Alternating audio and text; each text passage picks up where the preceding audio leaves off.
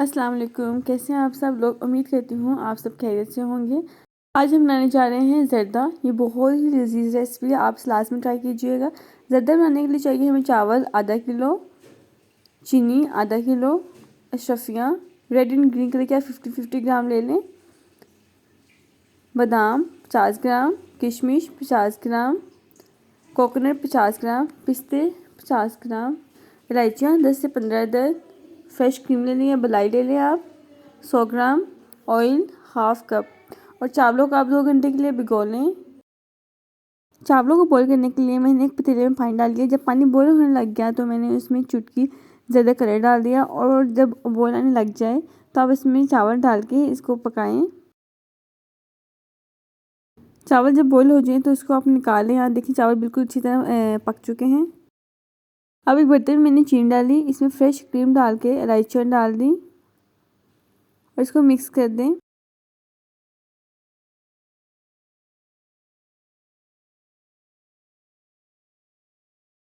چینی کو آپ اچھی طرح سے میلٹ کر لیں۔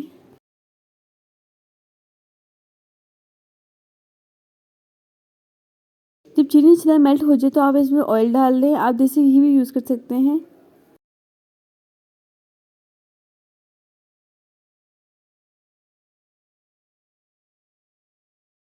آئل ڈال کر آپ اس کو اچھی طرح سے مکس کر لیں اور 5 منٹ کے لیے اس کو پکائیں۔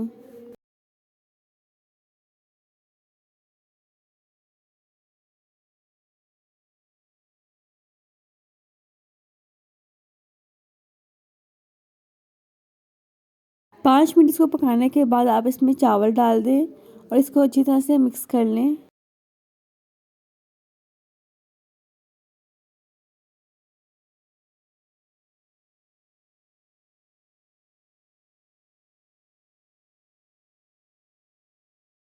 اس کو میڈیم فلیم پہ تھوڑی دیر کے لیے پکانا ہے۔